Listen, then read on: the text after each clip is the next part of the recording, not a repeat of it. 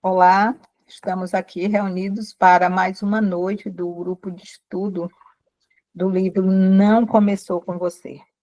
Nós vamos hoje fazer a leitura e comentários do capítulo 6. Mas antes de começarmos a leitura, eu gostaria de trazer um ponto, que é um ponto bem importante, aqueles temas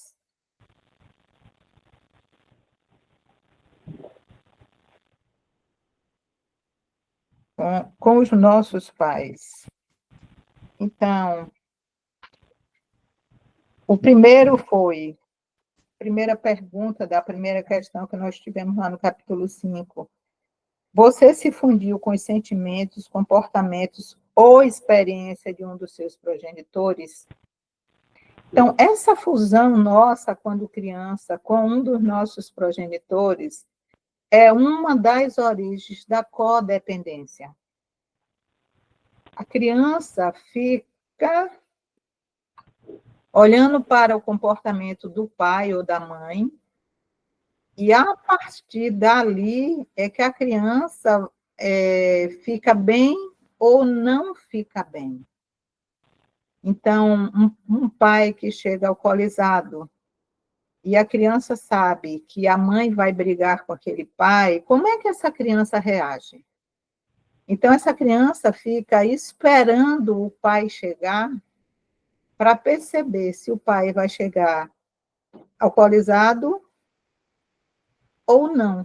Então, se o pai já chegou alcoolizado, a criança já se retrai, já fica mal, já deixa de ser ela,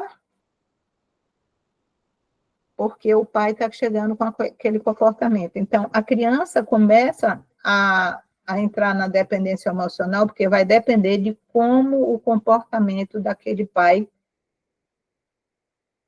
como é que aquele comportamento vai chegar naquele dia. Então, se o pai chega ok, sem cheiro de bebida, ou chega mais calmo, aí a criança relaxa. Ou se o pai chega um pouquinho só chateado do trabalho, mas a mãe entra numa reclamação e se torna agressiva, a criança também fica observando o comportamento daquela mãe e ela vai definir quais são os sentimentos, os comportamentos dela a partir do outro, do comportamento do outro. Então, na dependência emocional, a codependência é assim, né? Essa simbiose. A depender num relacionamento como o meu parceiro está, eu fico ok ou não fico ok. Então, eu quis trazer essa reflexão para vocês também darem um passo mais. Quem sou eu numa relação de parceria ou de amizade quando um colega de trabalho ou um amigo chega e eu percebo que ele não está bem, ele está retraído, e eu já fico assim, o que foi que eu fiz? Né? O que foi que eu fiz? Por que, que a pessoa está assim? E eu tento me ajustar àquela pessoa, ao comportamento daquela pessoa. Então, isso é só um dos pontos para a gente observar. Por isso que a codependência, eu dependo do comportamento do outro para eu me sentir ok ou não ok. Faz sentido isso para vocês? Se alguém quiser compartilhar, né? A Ana Carolina está balançando a cabeça. Faz sentido, Ana? Né? Então, Miliane, faz sentido. Então, nós estamos vendo que uma codependência acontece muito lá atrás na infância. E a identificação do que é identificação com uma pessoa e do que é emaranhado. Quando no item 4, a pergunta é se você se identificou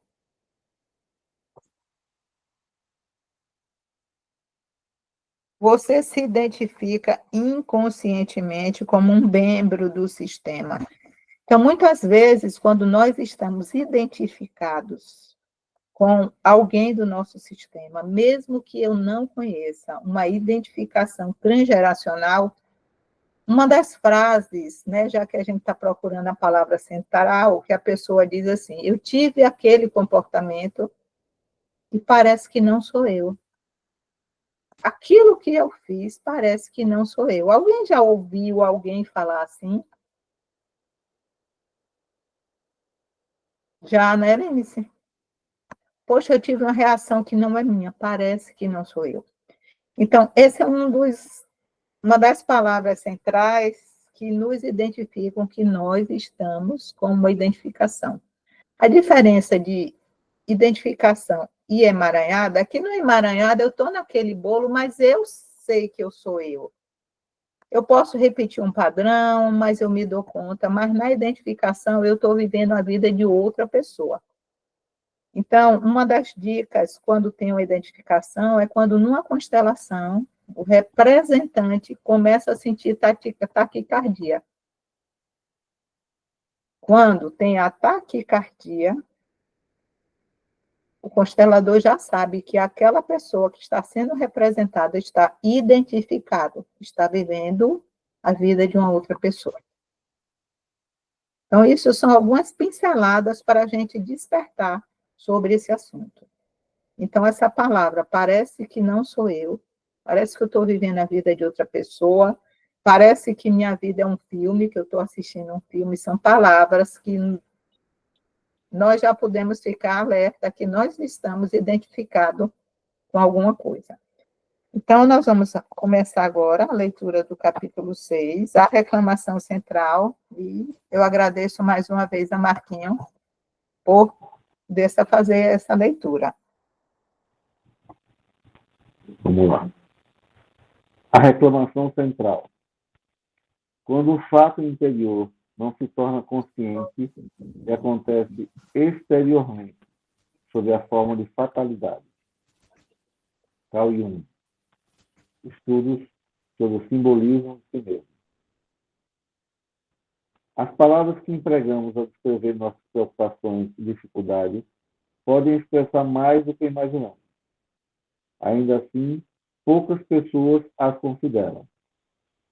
Nesse capítulo, começaremos a traçar nosso mapa da linguagem central. Aprenderemos a seguir as palavras à medida que elas formam uma trilha de indícios que levam à origem dos medos. Ao longo desse percurso verbal, a reclamação central será nossa primeira parada, podendo ser um baú de tesouro que abriga uma riqueza inexplorada. Ela pode até mesmo abrigar as sementes da solução buscada. Basta olharmos para dentro. 2 minutinhos aí. Vamos dar uma paradinha, Marquinhos, que aí já tem uma dica. Quais são as palavras que você emprega? Vocês se deram conta de que nós estamos procurando essas palavras, como eu falei, quando eu estou identificado, uma das palavras é, parece que não sou eu. Esse comportamento parece ser de outra pessoa. E nós sempre dizemos assim, as palavras têm poder. Vocês já escutaram, né? As palavras têm poder. E além de terem poder, as palavras nos contam uma história familiar. Então, quais são as frases, quais são os ditados, quais são os provérbios que eu repito? E que eu nem digo assim, por que eu estou repetindo isso? Eu nem sei. Mas ali tem algo da minha história. Então, palavras têm poder e palavras contam histórias. Quais são as palavras que eu repito diariamente sobre relacionamento, saúde, dinheiro, filhos, vida? A vida é dura ou a vida é estar vivo é uma alegria? Para quem a vida foi dura? Uma vez eu atendi uma pessoa que estava uma crise, o pessoal reclamando que estava uma crise no financeiro, nas empresas, e essa pessoa chegava e dizia, você sabe, né, Mari, a crise, eu perguntei para essa pessoa, porque essa pessoa tinha me dado uma informação, e eu perguntei assim, como é que a crise está afetando o seu negócio? E a pessoa parou. Eu repeti, você está falando em crise, como é que a crise está afetando o seu negócio? Ele parou e fez, é, eu estou ampliando o meu negócio. Ele estava ampliando a fábrica dele, o negócio dele, estava tudo bem, e ele estava repetindo a fala de quem?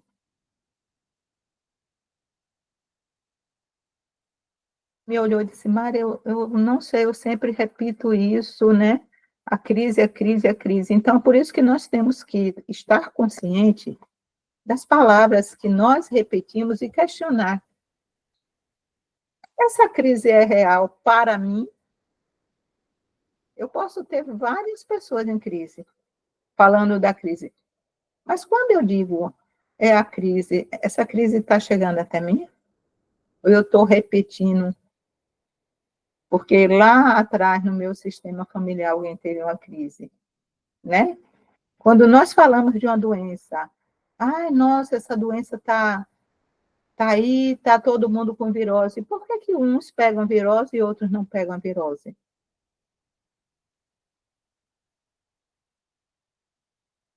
Compreende? Então, as palavras têm poder, sim, e nós estamos aqui para estudarmos sobre a nossa reclamação central. E agora nós vamos ler Mari, uma ou duas páginas. Oi? posso só pincelar algo que me veio? Deve, querida. Meu pai tem 75 anos e ele tem uma frase, todas as vezes que ele manda um bom dia na família, ele fala assim: vamos à luta. E eu falo, gente, 75 anos, que luta que esse homem está lutando?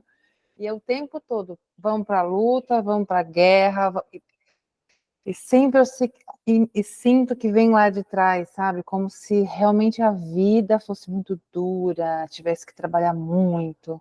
Então me fez lembrar disso. E às vezes eu falo assim, pai, Olha, não precisa lutar tanto, calma. duas palavras: luta e guerra. Vamos para a luta, vamos para a guerra. Quem no sistema familiar dele precisou ir para a guerra? Precisou ir para a luta. Que ele ainda continua lutando. Compreende? E cabe a você se questionar, peraí, a minha vida é uma luta, a minha vida é uma guerra, e é aquela coisa, né? Constelação familiar, processos transgeracionais, nós não quebramos, nós transformamos pedindo permissão para fazer diferente. Pai, meus queridos ancestrais, se para vocês a vida precisou ser uma luta, se muitos de vocês tiveram que ir para a guerra, e nessa guerra vocês abandonaram a família, e teve dor, e teve mortes, todo o meu respeito, mas agora eu posso fazer um pouquinho diferente. E minha vida pode ser leve de uma outra maneira. E eu quero honrar vocês, escolho olhar vocês por outras forças, que não seja a luta e a guerra. Por favor, me olhem com carinho e me abençoem, se a vida para mim pode ser leve. Compreende? É assim que nós transformamos. É com respeito e humildade, por isso que a gente pede assim, a gente pode fazer um pouquinho diferente. E quando eu fizer diferente, eu faço por mim, todos vocês. Então, me abençoe. Então, nós pedimos a permissão, honramos a história e mudamos esse padrão. Mas, primeiro, nós temos que trazer a consciência dessa palavra, mudar a energia e pedir permissão, honrar toda a história que eles tiveram, e a vida chegou até mim, e a minha vida pode ser leve. Compreende? É o amor. Para mim, constelação é o amor entrando nos trilhos. Obrigada, Patrícia. Foi bom trazer isso. Acho que elucidou mais ainda, né? Obrigada. A contribuição de vocês é muito importante. Vamos lá, Marquinhos. Vamos lá. A fim de identificar a reclamação central em nossa linguagem cotidiana, buscamos o fio mais profundo de emoção na trama das palavras pronunciadas. Procuramos ouvir aquelas que têm a ressonância emocional mais forte. Às vezes, há um medo debilitante que nos mantém cativos. Às vezes, há uma qualidade premente de algo solicitado. Às vezes, apenas uma dor intensa. Sempre que Bob, um engenheiro estrutural de 52 anos, se sente ansioso sozinho, ele reclama. Por que todo mundo sempre me abandona? Por que não sou bom o suficiente? De vez em quando, escutamos palavras ou frases que parecem ter vida própria. Ao reclamar, Joane afirmou que a mãe sempre se referia a ela como a decepção abjeta da família. Sua principal reclamação era a falta de proximidade entre elas, sendo a distância e as palavras ásperas uma fonte de grande dor e vazio. Ao remover as camadas de dor geracional, Joana entendeu que era sua avó, não ela, que se sentia a decepção abjeta da família. A história era assim. Aos 15 anos, a avó se apaixonou por um homem casado em seu pequeno vilarejo irlandês. Ela engravidou e ele se recusou a assumir a responsabilidade.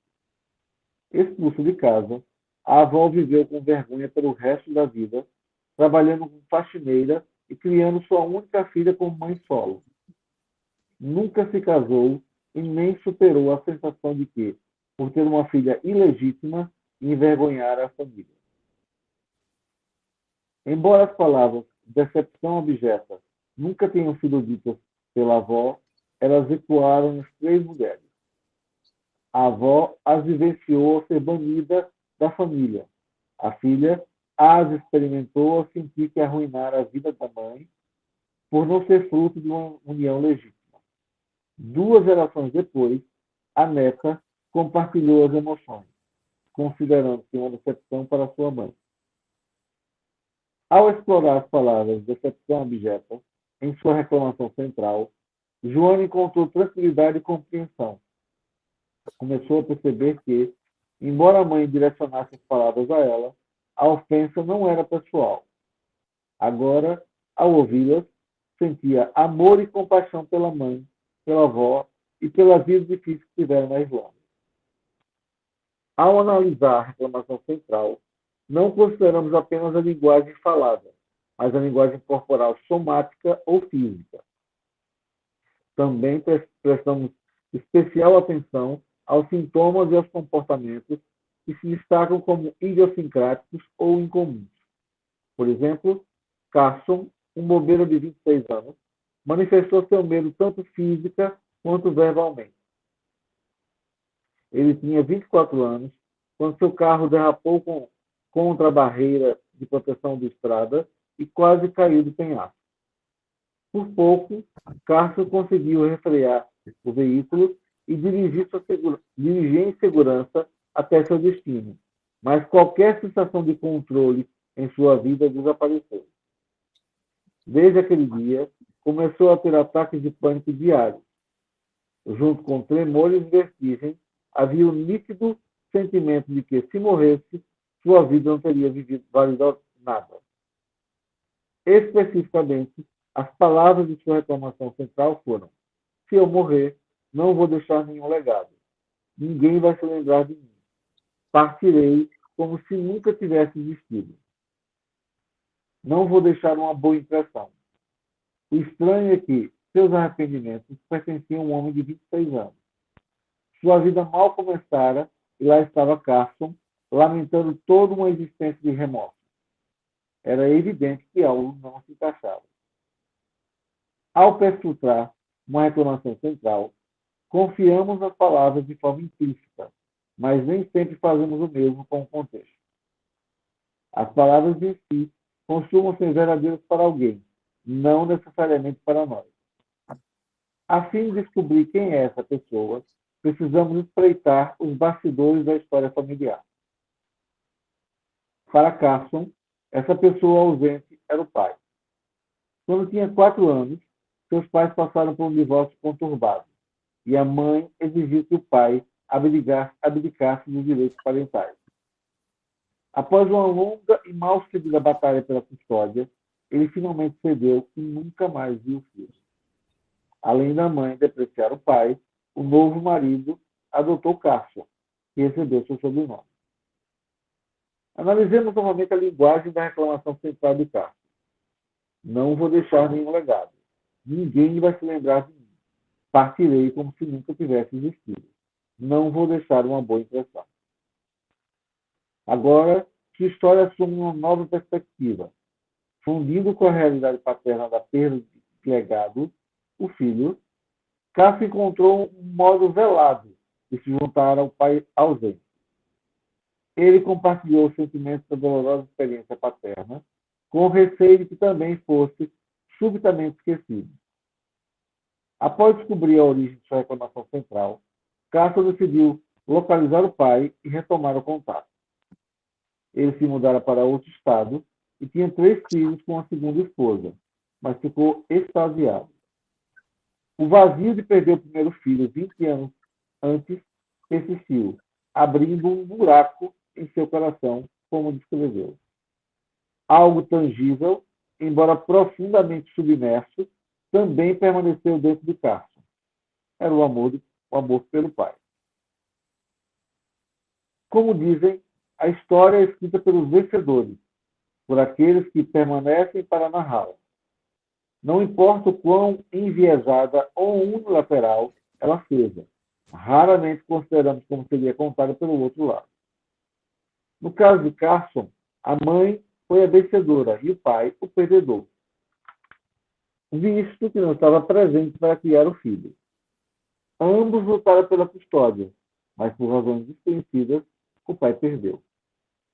Carson percebeu que os anos de histórias negativas contadas pela mãe haviam ofuscado as primeiras lembranças paternas. Nos meses seguintes, ele e o pai criaram novas memórias, acampando e pescando nas montanhas que frequentavam quando era pequeno. Durante esse período, seus ataques de pânico desapareceram completamente. Juntos, pai e filho começaram a criar um novo legado substancial. Vou dar uma paradinha aí, Marquinhos. Obrigada, tem muita coisa aqui. Primeiro, nessa história da avó. E aí eu quero chamar a atenção de vocês, né, dessa decepção abjeta da família. E eu me lembrei de algo que é muito comum e que traz um peso muito grande para o filho ou para a filha. E esses filhos ficam olhando para trás como se fossem responsáveis pela alegria ou pelo sofrimento de um pai e de uma mãe. Quando uma mãe que está infeliz num casamento diz para o seu filho ou para a sua filha: eu só me casei, ou o pai diz, às vezes o pai diz, eu só me casei com sua mãe, ou eu só me casei com seu pai porque ela estava grávida. Já ouviram histórias assim? Eu tiro a minha responsabilidade de adulto, na hora que eu quis ter meu relacionamento, meu encontro afetivo, e faço um sexo sem proteção, e aí a mulher engravida. E aí as pessoas antigamente, hoje ainda assim, ainda faz, mas lá atrás era uma questão de honra o casamento. Então a família pegava um filho, às vezes, muito novo, sem nenhuma responsabilidade, vai ter que casar. Era assim, mexeu com a filha dos outros, agora vai casar. e se fazia um casamento. E aquele casal era infeliz, naquela época era difícil, não se divorciava, não se separava assim, né? Tinha que, pela tradição, manter aquele casamento. Mas o pai ou a mãe diz: eu só me casei por causa da gravidez. Como esse filho pode ir para a vida quando ele olha para aquela mãe, naquele sofrimento, né? Naquela infelicidade, naquele peso? Como é que essa criança vai para a vida e a mãe está dizendo: a culpa é sua? Ou o pai está dizendo: a culpa é sua? Como é que fica isso em quem hoje... Ah, Mari, mais adulto a gente compreende isso, mas isso foi dito lá na infância. E a criança não tem esse raciocínio lógico. A mãe, o que a mãe diz, ou o pai diz, ou a mãe diz assim: eu só estou nesse casamento por causa de vocês. Como isso reflete na nossa vida? Qual é o preço que eu pago pela infelicidade do meu pai e da minha mãe? Então, eu me lembrei dessa história da avó, né? E dessa história, aí eu lembrei da questão da gravidez, onde ou o pai ou a mãe culpa a criança. Não assume a responsabilidade que nós quisemos exercer nossa sexualidade, não. A culpa é sua, ninguém lhe chamou, ninguém mandou você nascer. Então, prestem atenção nessas falas que vão aparecer muitas vezes no sistema familiar. Ou seja, eu não queria esse homem como meu marido, ou eu não queria essa mulher, mas aí você veio e atrapalhou tudo. Alguém aqui conhece uma história dessa? Conhecem, né? Que bom, quando vocês balançam a cabeça, eu sei que eu não estou falando bobagem, né? Porque eu escuto muito isso. E aí vem Carson com a reclamação dele. E a primeira coisa que nós temos que aprender, ele desenvolveu crise de pânico. Anotem aí. Todo sintoma tem uma função no sistema familiar. O sintoma, a doença, quer nos mostrar algo, quer nos mostrar um excluído.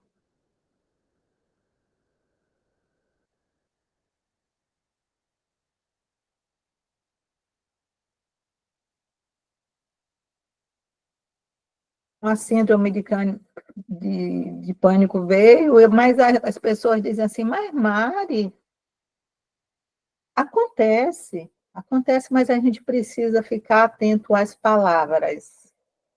Eu não sei se foi nesse grupo que eu falei que eu comecei a ter uma dor, parecia que tinha areia no meu olho direito. E eu disse: o que está acontecendo? Vasculhei assim, alguma coisa. Aí eu estava numa sessão com uma pessoa que trouxe o sintoma, e aí nós falamos, ela é consteladora, sobre o sintoma, a função do sintoma. Aí eu parei. E aí eu disse: já sei o que está acontecendo com o meu olho direito. No meu local de trabalho tem um rio, tem uma paisagem muito bonita, e era um local mais isolado. E agora vai aparecer, está aparecendo, vão construir 2 pistas, vão cimentar toda a parte do rio, que era planta, né? Era um lugar bucólico, bonito, na lua cheia nós ficávamos olhando. E toda vez que eu dobrava à direita e eu via o rio, e eu adorava aquela paisagem de ver o rio, parecia um bando de peixinhos dourados. Aí quando eu virava e via só pedra agora, e jogando pedra, né, no rio para poder fazer a estrada, eu tinha uma frase que eu dizia assim: eu não consigo ver isso. Eu não consigo ver isso. Eu não consigo ver isso. E aí eu me dei conta, como eu não estava conseguindo ver aquilo, o que é que o sintoma veio? Não foi um sintoma transgeracional, mas a palavra. Para mim estava sendo muito difícil. Para mim e para muitas pessoas, né, que conhecem o espaço, né? A gente chegar, o progresso vai ficar lindo, vai, mas nós que admirávamos aquele rio e vendo quantas pedras estão sendo jogadas naquele rio, né? Foi difícil. Aí, quando eu me dei conta, na minha frase central, no outro dia o sintoma foi embora. Então, essas palavras não é só para sintoma transgeracional, não. O que é que está difícil para mim ouvir, ver? Como é que eu estou caminhando com esse problema, né? Então, Carson começou, o sintoma dele traz um excluído. E, além da mãe depreciar o pai, o novo marido adotou Carson, que recebeu o seu sobrenome. Então, foi uma exclusão total do pai. Então, a exclusão quando ele tinha 4 anos. E aí eu lembrei de uma constelação onde o Bert diz que é o seguinte, que pessoas que não querem ter filhos não tiveram autorização de amar os pais. É forte, né? Então, quando a pessoa diz, não, eu não quero ter filho, o que é que aconteceu nesse sistema familiar? Como o pai foi excluído, né? Então, ele repetia as coisas, as palavras do pai, que ele nem conhecia, né? E quando ele diz, né, que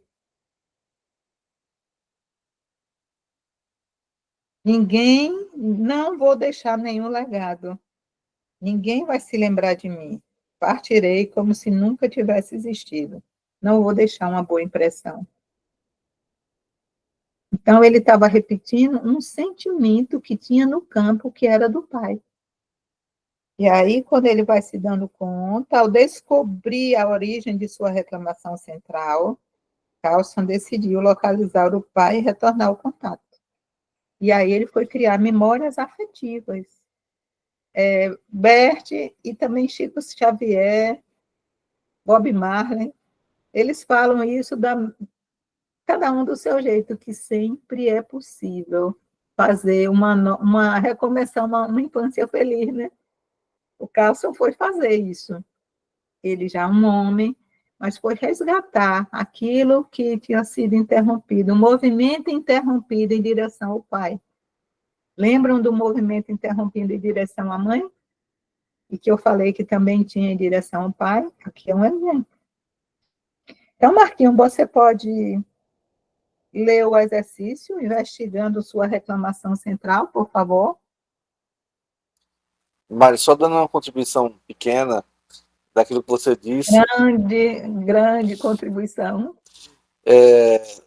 Quando a gente faz essa ressignificação do tipo reencontro que o Cássio teve com o pai e revinculou com ele novamente, a gente faz novos caminhos neurais. Com certeza. Né? Neurobiologicamente, a gente faz novos caminhos neurais e isso muda completamente a nossa biologia, a nossa fisiologia. Não é só emocional no sentido abstrato, subjetivo, não. É físico, é orgânico. É orgânico, isso é orgânico. Isso, sabe, uma forma, Marquinhos, que eu estou achando interessante, que é uma reconexão. Muitas vezes o filho teve movimento interrompido com o pai ou a mãe. Então, esse filho ou passa por uma cirurgia, ou como no caso do meu, né? Meu filho teve um acidente em julho, e como ele quebrou as costelas, né?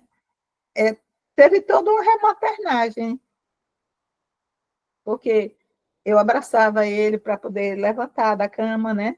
Foi muito forte a pancada, para ele deitar, muitas vezes levava comida, né? Então, novas configurações afetivas, aquela imagem, talvez, daquela mãe que não...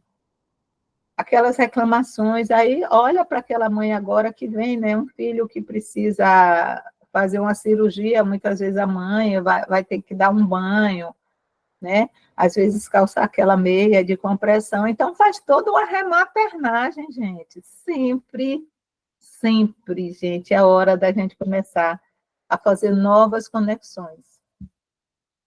Mesmo que o filho já esteja adulto, mesmo que essa mãe já seja uma velhinha, sempre é tempo, Marquinhos, Sim, sabe? sempre. Sempre é tempo. Sempre é tempo para ser feliz. E Obrigada, grande contribuição. enquanto imagino eu, seu filho sentia-se, né, como se fosse abandonado por você, no tempo que você trabalhava muito, esse filho hoje adulto, na consciência do adulto, pôde sair da birra e dizer assim, ok, minha mãe é muito mais carinhosa do que eu imaginava, do que eu me contava essa história, né? É porque não foi só aqui, tinha um contato físico, né? Tinha Sim. que levantar, caminhar junto, né? Quando nossa a filha tem um bebê, a gente faz uma outra rematernagem, né? Quando uma mãe, como no caso, quando eu fiz uma cirurgia de vesícula, aí eu fui para a casa do meu filho, fui cuidado por ele, pela minha nora, né? Aí minha filha estava fora, né? Então, são decisões internas de um outro cuidado, porque hoje nós somos mães diferentes, eu não estou mais brigando pela sobrevivência, né? Agora eu posso estar aqui. Então, se permitir esse dar e receber. Mas eu preciso estar aberta também para receber. Então, o universo, quando traz algumas situações como essa, né, do Carson, desse sintoma, o sintoma está a serviço de algo, de botar o amor novamente nos trilhos. Se a gente se abre para isso.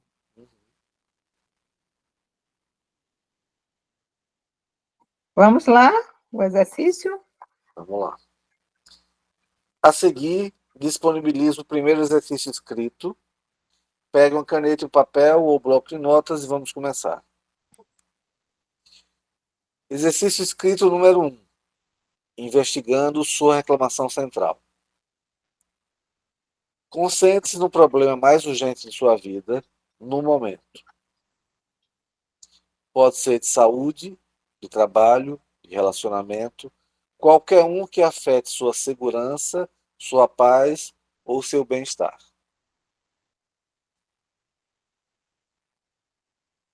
Qual é o problema mais profundo que você quer curar?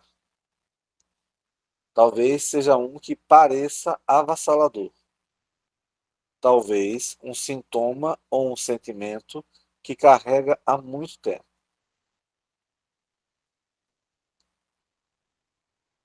O que você quer ver mudar? Não meça palavras.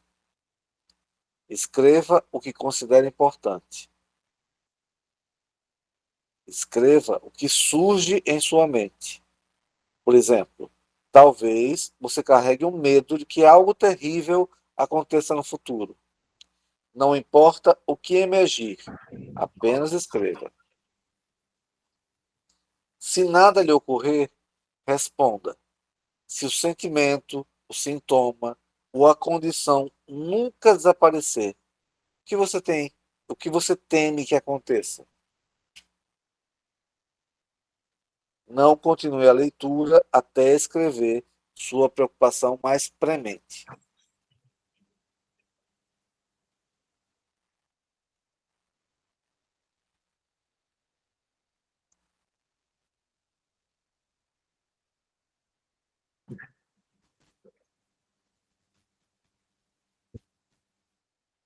Posso seguir, Mari?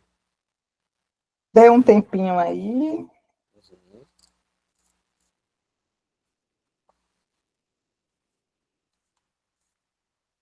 E agora você continue a ler. Eu estou abrindo e fechando a câmera porque minha internet está bem instável. Ok. Agora analise o que escreveu. Não leia tão minuciosamente a ponto de deixar que o conteúdo o domine. Não se prenda a palavras ou sentimentos. Examine de forma despretensiosa, sem considerar as emoções. Você deve procurar palavras ou frases incomuns ou peculiares. Por exemplo, quais você sempre diz ou talvez nunca tenha dito antes desse exercício de escrita? Qual linguagem parece se sobressair? Qual exige sua atenção? Leia de novo, desta vez em voz alta. Tente escutar de forma imparcial. Chamo esse tipo de audição de meta-ouvido ou terceiro ouvido. Quais palavras ou frases têm uma qualidade de urgência? Quais têm uma forte ressonância emocional ou um sentimento expressivo? Quais despertam estranheza ou peculiaridade? Quais podem não se encaixar totalmente no contexto de sua experiência de vida? Tente escutar o que escreveu como se estivesse ouvindo outra pessoa. Talvez as palavras realmente pertençam a outrem, e você apenas lhe deu uma voz. Talvez sejam de algum familiar traumatizado que não conseguiu pronunciá-las. Talvez, por meio de suas reclamações, você esteja contando a história dessa pessoa, da mesma forma que Carson compartilhava da angústia do pai. Ouça o mais profundamente possível para verificar se algo prende sua atenção. Nesse tipo de escuta, a fim de identificar o essencial, você deve ouvir o que está por trás do enredo. Caso se perca nos elementos emocionais da história, talvez deixe de notar a reclamação central. Bert Hellinger retrata esse tipo de escuta da seguinte forma: descreverei o que acontece quando trabalho com alguém. A pessoa me contará algo sobre si mesma e ouvirei pela metade. Não quero escutar ou saber exatamente o que ela está dizendo. Portanto, não ouço a ponto de me concentrar, apenas o suficiente para captar o quadro geral. Então, repentinamente, a pessoa pronuncia uma palavra que chama minha atenção. De súbito, por trás de tudo o que está dizendo, há uma palavra que se destaca, que tem força. Sem nem que sequer saber o que farei, constato que esse é o local onde posso agir. Se eu permitir que essa palavra me afete, terei uma ideia do que é necessário para a resolução. Para aí um pouquinho, Marquinho. Nós vamos. Aqui tem um presente de Hering para a gente, né?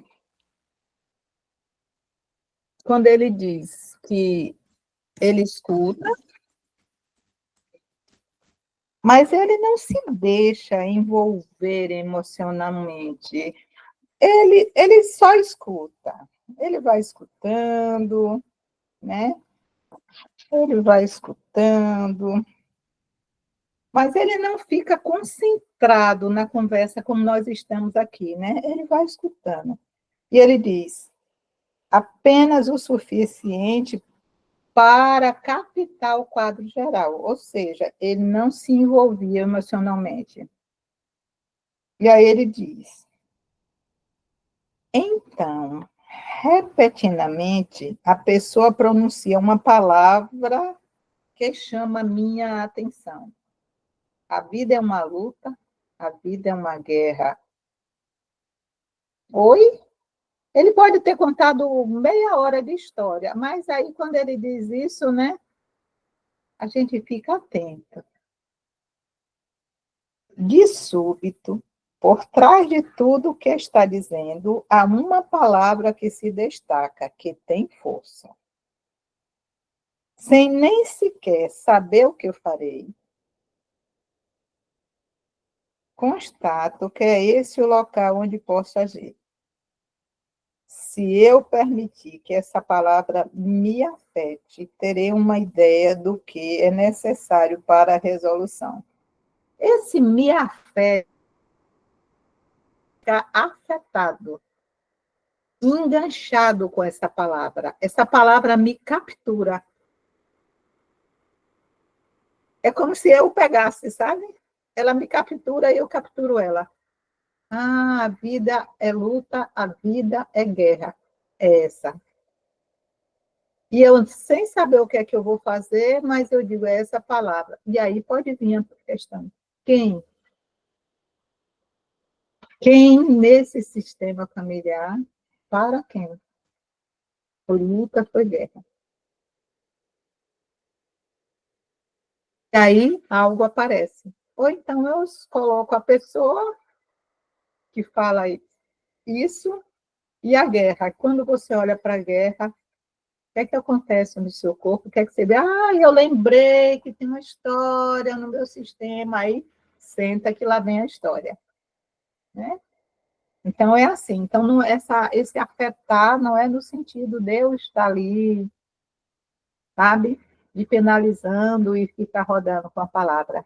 É dizer, é essa palavra. Então, vocês vão sentir assim, quando vocês começarem a escrever, por isso que pediu aqui, né, para vocês ouvirem, para vocês poderem dizer, olha, aqui tem coisa.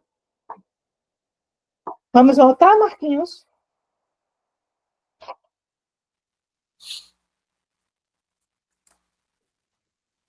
Sandy, vou morrer. Agora esmiuçaremos a queixa central de uma mulher que chamarei de Sandy. Assim como Gretchen, ela foi uma criança com história enraizada no Holocausto. Filha de um sobrevivente, Sandy queria ajuda para entender seu medo avassalador da morte. Então, exploramos um pouco sua linguagem central. Ela descreveu seu medo como não da morte em si, mas de saber que vou morrer e não posso fazer nada para impedir. Isto foge totalmente do meu controle. Sandy também queria ajuda com seu medo debilitante de espaços fechados, que a impedia de viajar de avião e usar elevadores. Sempre que a porta de um elevador fechava ou o avião lotava, com um monte de gente obstruindo a saída, um pânico profundo se instalava. Sua reclamação central dizia tudo: não consigo respirar, não consigo sair, vou morrer. Aos 19 anos, a claustrofobia e a sensação de não conseguir respirar começaram. O pai dela tinha a mesma idade quando os pais e a irmã mais nova dele, foram asfixiados na câmara de gás de Auschwitz. Depois que o pai faleceu, havia 10 anos, os sintomas de Sandy pioraram. Embora uma ligação parecesse óbvia para mim, já que trabalhei com muitos descendentes de vítimas e sobreviventes do Holocausto, ela nunca fez a conexão que carregava o pânico dos avós e da tia. Talvez até carregasse a culpa do pai de ter sido o único da família a sobreviver. Reconsideremos a linguagem central de Sandy. Saber que vou morrer e não posso fazer nada para impedir. Isso foge totalmente do meu controle. Evidentemente, os avós e a tia se sentiram da mesma forma no campo de extermínio, ou a caminho da câmara de gás. Dentro da câmara de gás, com um monte de gente obstruindo a saída, qualquer um deles pode ter sentido um pânico incomensurável. A linguagem central de Sandy revelava o resultado terrível. Não consigo respirar. Não consigo sair. Vou morrer. A conexão se tornou evidente para ela. O pânico de seus ancestrais se manifestava em seu interior.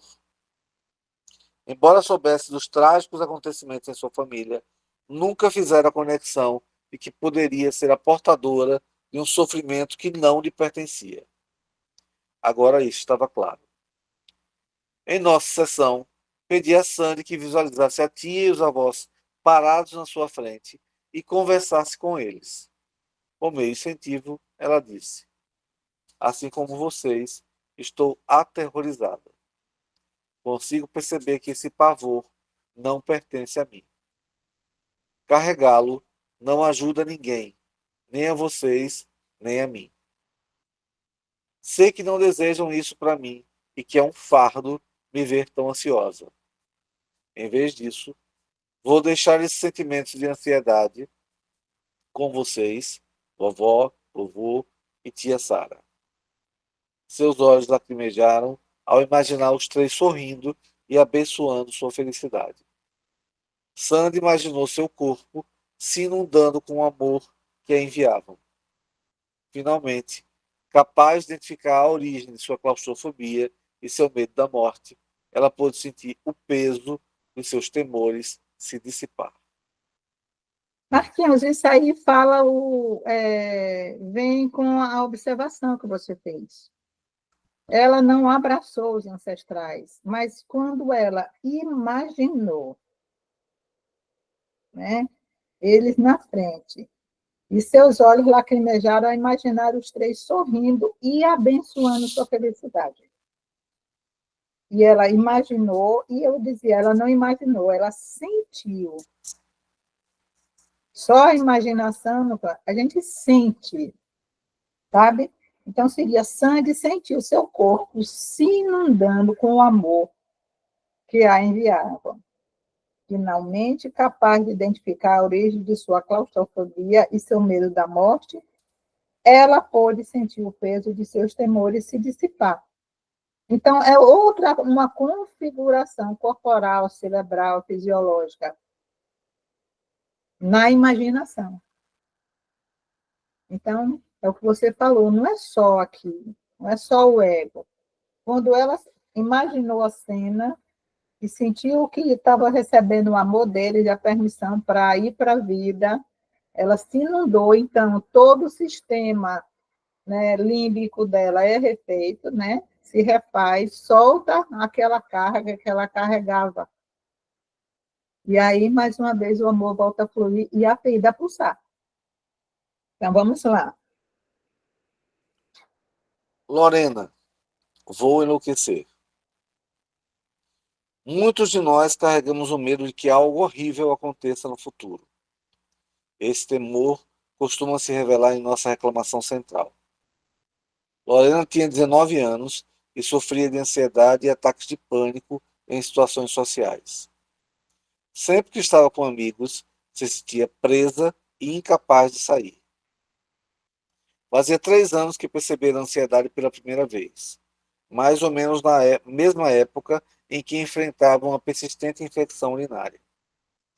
Ela recordou as consultas a vários médicos e nenhum dos medicamentos prescritos parecia amenizar os sintomas. Lorena descreveu a parte mais terrível, o medo de que nada nem ninguém pudesse ajudá-la e que a infecção nunca desaparecesse. Embora tenha se curado, sua ansiedade continuou a aumentar. Nossa conversa se desenrolou da seguinte forma. Mark, e se a infecção urinária nunca desaparecer? Lorena, vou sentir dor e ficar depressiva. Vou ter que buscar ajuda da médica toda hora. Minha vida será limitada e não serei feliz, nem bem-sucedida. Vou ficar ansiosa o tempo todo. Serei uma fracassada. Ao ouvir a linguagem central de Lorena, alguma palavra se destaca, talvez limitada ou fracassada. Observe como essas palavras nos levam a uma nova direção, além da infecção urinária. Por um momento, esqueçamos as impressões de que temos de Lorena e sua infecção e permitamos que a força de suas palavras nos conduza. Lorena se aproximava da sua linguagem central, mas ainda não tinha alcançado o ponto. A fim de ajudá-la a aprofundar, pedi que descrevesse a pior coisa que poderia acontecer a outra pessoa. Quando chegamos a um impasse, ao tentar articular nosso pior medo, costuma ser útil recuar e imaginar a pior coisa que poderia acontecer a alguém além de nós. Acompanhemos a percepção de Lorena. Mark, qual a pior coisa que poderia acontecer a alguém que não seja você? Lorena, não ser bem-sucedido, nem feliz, não fazer o que deseja, enlouquecer, ficar como eremita, acabar em um hospital psiquiátrico e, por fim, cometer suicídio. Perceba a força das palavras enlouquecer, acabar em um hospital psiquiátrico, cometer suicídio. Juntemos as peças para ver o que descobrimos. Temos uma fracassada com uma vida limitada que começa a enlouquecer até acabar em um hospital psiquiátrico, onde, por fim, vai cometer suicídio. Talvez nos perguntemos de onde vêm todas essas informações. Averiguemos. À medida que retirava as camadas da reclamação central, Lorena encontrou seu medo mais profundo e se deparou com sua sentença central, ao qual detalharemos no capítulo 8. Sentenças centrais de Lorena. Serei uma fracassada, vou enlouquecer, acabar em um hospital psiquiátrico e, por fim, cometer suicídio. No processo de seguir seu mapa de linguagem central, Lorena também descobriu um importante trauma familiar. Vamos abrir o álbum de família Lorena e permitir que as palavras do seu pior medo nos guiem. Essas palavras podem se transformar em um questionamento sobre a história familiar que nos levará à próxima parada, o qual chamo de pergunta transicional. Pergunta transicional de Lorena. Havia alguém em sua família que era considerado um fracassado, acabou em um hospital psiquiátrico e cometeu suicídio? Em cheio. O avô materno de Lorena era desrespeitado e considerado o fracassado da família. Ele vivia em hospitais psiquiátricos. Por fim, cometeu suicídio enquanto estava internado. Na geração seguinte, a tia de Lorena, irmã mais velha de sua mãe, também foi rejeitada pela família como uma fracassada maluca, vivendo em hospitais psiquiátricos. Envergonhados com seu comportamento, os familiares raramente falavam dela, sem admitir, esperavam que cometesse suicídio como seu pai. Quando alguns parentes levam uma vida infeliz ou sofrem um destino muito difícil, geralmente é mais simples rejeitá-los do que sentir a dor de amá-los. A raiva costuma ser uma emoção mais fácil de sentir do que a tristeza. Parece que foi o caso do tratamento irracível que a família despendeu a essa tia. Era mais fácil rejeitá-la do que amá-la. Como vimos no capítulo 3, os destinos de parentes rejeitados costumam ser reproduzidos. Foi o que aconteceu com o rejeitado avô fracassado e na geração seguinte com a rejeitada tia fracassada.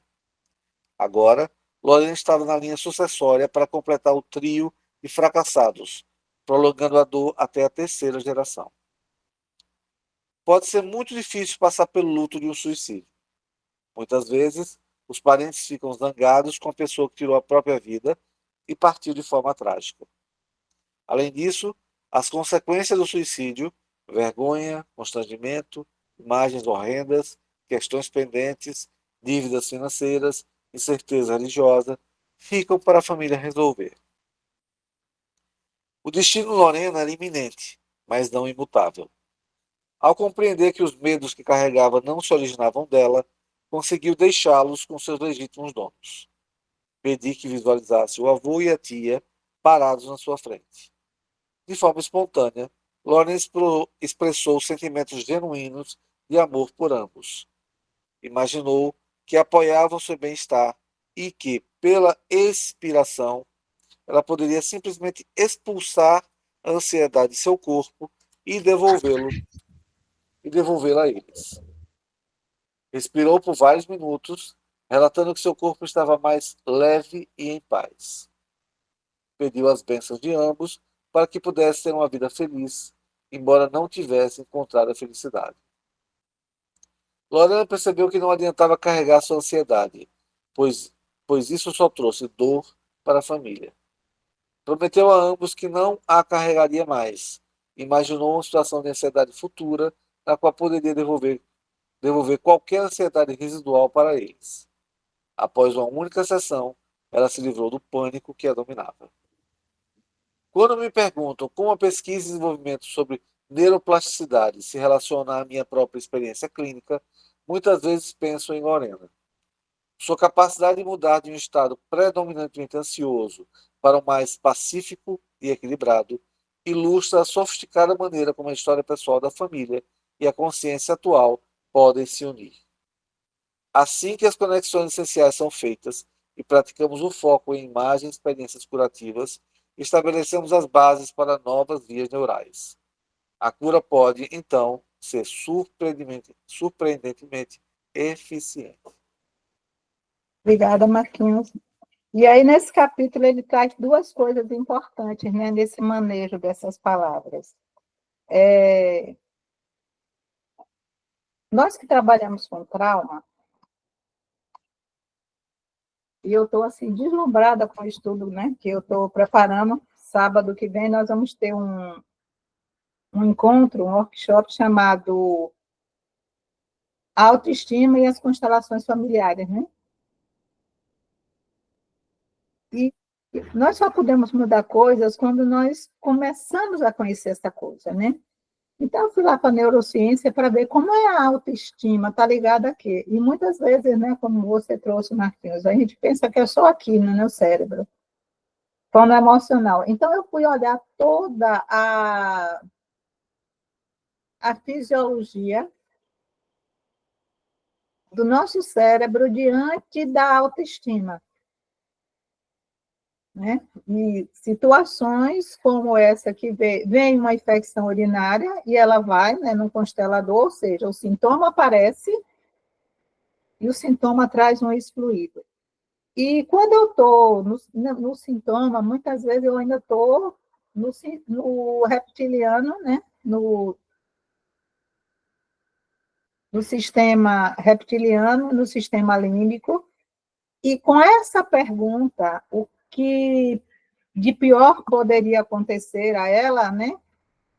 Ele está chamando o neocórtex, essa área do cérebro. Ah, eu tenho medo de adoecer. E o que de pior pode acontecer com você se você adoecer, se você perder seu dinheiro, se você perder seu emprego? Porque o sistema emocional, ele se inunda com informações e é como se fosse um tsunami. Aí nós desligamos o neocórtex. Então, essas perguntas que o terapeuta, que o constelador, e que nós estamos aprendendo a fazer nós mesmos. O que de pior pode acontecer comigo? E com essa pergunta, ela foi trazendo a história, né? As palavras foram trazendo a história. Enlouquecer, e parece que é um drama, né? Por isso que no começo diz, as palavras não só têm poder, como conta a história. Então, essa neuroplasticidade, e eu fiquei assim, gente, como é bom poder ter visto a neuroplasticidade, né? Toda a função fisiológica do cérebro na autoestima. E como o neocórtex vai ter que entrar para eu me questionar, né? O que é que essa baixa autoestima está fazendo comigo? Quando eu olho para mim, o que é que acontece? E aí nós vamos captar essas palavras, né? E como é que eu posso sair dessa negatividade que meu cérebro se viciou para formar, né? O pessoal fala assim, sair do círculo vicioso, me questionar para poder entrar no círculo virtuoso. Então, foi isso que ele fez, né? Questionou, trouxe o ancestral e o cérebro mudou. Então, o cérebro humano é plástico, é o único que tem uma plasticidade. Vamos lá, estamos finalizando. A linguagem central é uma bússola. Às vezes, a linguagem de nossa reclamação central é tão intrigante que nos força a escavar o cemitério da família à procura de respostas. No entanto, é comum que a história familiar buscada não esteja prontamente disponível. Mascarada pela vergonha, afastada pela dor ou protegida sob a forma de um segredo, é improvável que essa informação seja mencionada à mesa de jantar. Às vezes, conhecemos história traumática por trás de nosso problema, mas nem sempre fazemos a ligação com nossas experiências atuais. Assim como uma bússola, a linguagem da reclamação central pode nos guiar por gerações de angústia familiar inexplicada. Talvez um evento traumático esteja esperando para ser lembrado, explorado e finalmente enterrado. A seguir, Disponibilizo uma lista de perguntas que podem ajudar a descobrir a linguagem da reclamação central. Responda com o máximo de detalhes possível. Mantenha a mente aberta. Não modifique as respostas, pois elas podem evidenciar uma conexão entre o problema atual e um trauma familiar. Exercício escrito número 2. 10 perguntas que suscitam a linguagem central. O que estava acontecendo em sua vida quando seu sintoma ou problema apareceu pela primeira vez? O que estava acontecendo antes disso? Quantos anos você tinha quando começou? Algo traumático acontece a algum parente quando ele tinha a mesma idade? Essa pergunta, se vocês não souberem responder, pode colocar não sei. O que exatamente se passa nesse problema?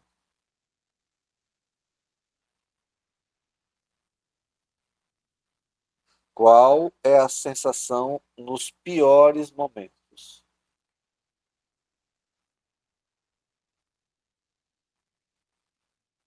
O que acontece pouco antes da sensação ou do sintoma?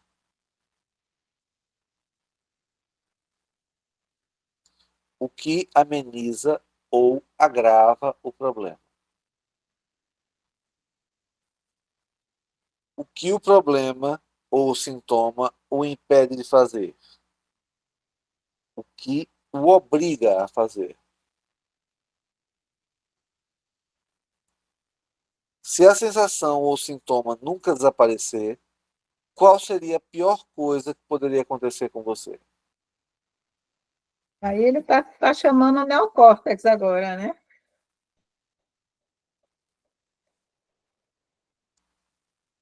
Pode Agora, continuar. leia as respostas. A seguir, há alguns temas que constatei se repetirem nas famílias. Você reconhece algum deles na sua? Linguagem repetida. Existe uma linguagem que não parece se encaixar no contexto da sua experiência de vida? Em caso afirmativo, ela poderia pertencer a algum parente? Idades repetidas. Há alguma conexão entre a idade que você tinha quando seu sintoma ou problema apareceu pela primeira vez e a de um parente quando ele sofreu ou teve uma dificuldade? Se, por exemplo, seu pai morreu jovem, você pode desenvolver um problema ou sintoma que limita a sua vida de alguma forma ao atingir a mesma idade. Inconscientemente, pode ser difícil para você ser feliz ou viver em plenitude quando tiver a mesma idade que ele quando faleceu. O seu problema ou sintoma pode ocorrer até mesmo quando seu filho chegar à idade que você tinha quando seu pai morreu. Acontecimentos repetidos. Às vezes, um medo, uma ansiedade ou um outro sintoma surge inesperadamente quando atingimos um determinado marco em nossa vida. Casamos ou temos um filho, somos rejeitados por nosso parceiro ou nos mudamos da casa de nossos pais. Então, de repente, como se houvesse um despertador ancestral que começa a tocar interiormente, um sintoma aparece. Neste caso, devemos nos perguntar: algum parente sofreu de forma parecida ou enfrentou as mesmas dificuldades em um acontecimento semelhante? Emoções, comportamentos e sintomas repetidos. Reflita. O que desencadeou o seu problema ou sintoma? O que estava acontecendo em segundo plano? Alguém o deixou? Você se sentiu desprezado, rejeitado ou abandonado? Aconteceu algo que o fez querer desistir? O seu problema ou sintoma reproduz ou recria determinada experiência ou situação de sua primeira infância? É parecido com um acontecimento na história familiar? Assemelha-se a algo que ocorreu com sua mãe, seu pai, sua avó ou seu avô? As respostas a essas perguntas podem evidenciar indícios significativos de uma conexão familiar. Reclamações e sintomas como indícios para a solução. Que qualidade específica ou mensagem essencial a reclamação ou sintoma tenta manifestar? Quando observada de uma perspectiva externa, sua reclamação ou sintoma consiste em uma expressão criativa que o faz concluir, curar, integrar ou separar-se de algo. Talvez um sentimento assumido que nunca pertenceu a você. Pode ser que o seu sintoma ou problema esteja forçando-o a dar um passo que você não deu e que não pode mais ser ignorado. Talvez seja uma solicitação para que conclua uma etapa de desenvolvimento que foi interrompida na infância. Talvez seu sintoma ou problema recrie um estado de desamparo a fim de aproximá-lo de seus pais. Ou, inversamente, force seu crescimento e sua autonomia em relação a eles. Talvez seja um sinal de que você precisa terminar uma tarefa ou seguir um caminho que abandonou. Pode ser que tenha ignorado uma parte jovem ou fragmentada de si mesmo que se manifesta por meio de sintomas. Talvez tenha negligenciado um limite pessoal que não pode mais ser menosprezado. Os sintomas e as reclamações também podem nos levar a reparar um relacionamento desfeito ou nos ajudar a curar um trauma pessoal, forçando-nos a enfrentar sentimentos que há muito reprimimos. Além de um insight sobre o trauma familiar que não foi totalmente resolvido, eles podem nos oferecer sobre a culpa pessoal que carregamos, talvez até evidenciando o caminho para a reconciliação. As reclamações, os sintomas e os problemas podem indicar a direção do que ainda não foi solucionado, ajudando a revelar um aspecto despercebido ou nos conectando com algo ou alguém rejeitado por nós ou nossa família. Quando paramos para explorá-los, aquilo que está pendente pode vir à tona, acrescentando uma nova dimensão ao processo de cura. Assim, emergimos com a sensação de que somos mais plenos e completos. Obrigada, Marquinhos. Eu vou pedir que vocês releiam